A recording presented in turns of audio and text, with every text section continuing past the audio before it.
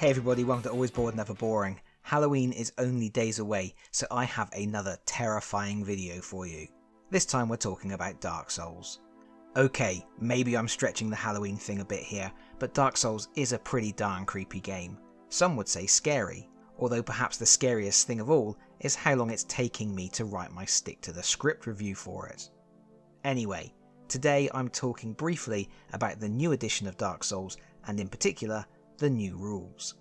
As I covered in a previous video, Steamforged Games are on the verge of releasing 2 new starter sets for Dark Souls. These new sets serve as entry points to the game system for new players and expansions for existing players, with one of the most interesting aspects being a revised rules book. These new rules include tweaks to specific elements of the game, which we'll be addressing, as well as a new campaign system, and everything is supposed to be backwards compatible. Sort of. I guess we should address that first, because it is a little bit confusing. First, Steamforged Games have not changed the design of any cards or characters. That means, for example, you can use all of the old treasure cards and even the old characters in the new edition.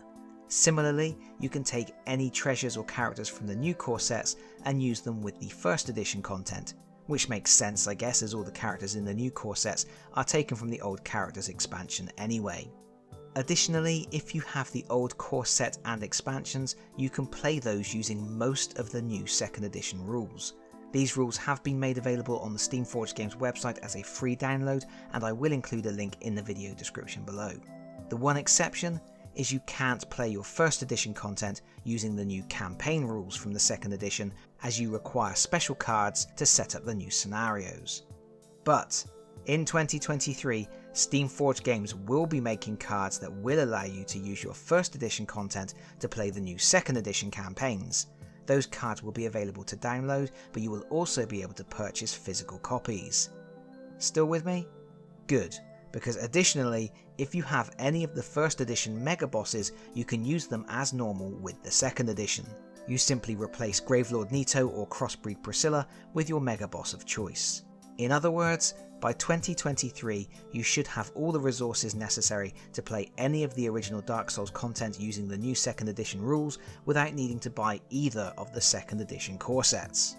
Oh, and in case you were wondering, there won't be a way to get the enemies from these new core sets separately. You will have to bite the bullet and buy both of these core sets, even if you already have the characters. So with that all as clear as mud, let's take a closer look at the new rules. I'm not going to delve into the new campaign system. It basically changes the game so you work through a series of encounters where you may have to complete special objectives rather than simply killing all the enemies. The campaign design seems to be an effort to reduce the repetitiveness of working through the same rooms repeatedly, while also speeding up gameplay and making it easier to pause your game so you don't have to get through it all in a single sitting. Fine. I'm more interested in the other little tweaks and changes that I might want to introduce in my games right now. So first of all, we have a change in how the endurance bar works. Originally, if at any point the bar was full of black and red cubes, it was time to take a dirt nap. In the new rules, you aren't dead as soon as your bar is full, you are only dead if you are required to add a cube to the bar that you don't have space for. That's right, this bar goes up to 11. Next, there is a small change to Ember cards. Normally, when these are drawn, one character immediately becomes embered, and if all characters are already embered, the card is shuffled back into the deck. The new rules allow you to store embers in your inventory until you need them. In the 2nd edition, there are several new terrain elements, like levers and torches. Furthermore, terrain from the 1st edition has new rules. Gravestones have an illuminated side. If a character is adjacent to an illuminated gravestone, they can spend that action to look at the top card on the treasure, event or encounter deck, then return it to the top or bottom of the stack. Meanwhile, barrels no longer sap stamina when you break them. Instead, at the end of an encounter, you roll a black dice for each smashed barrel and gain additional souls equal to the number of hits you rolled. Treasure chests also work differently, as you must be adjacent to them and spend an action to open them, gaining 1 treasure card.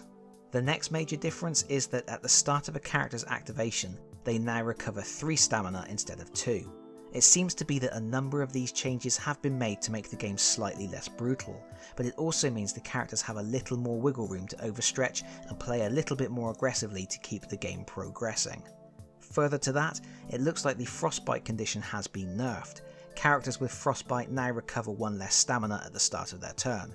Previously, the condition meant they had to spend an additional stamina for walking, running and dodging. Another interesting change is that now whenever a character activates, every other character is immediately allowed to move 1 zone. This is going to help characters maintain optimal positional play. You will have more chances to keep your squishy sorcerer out of harm's way in everybody's favourite new game of hide behind the aggro. But it will keep players engaged in every turn.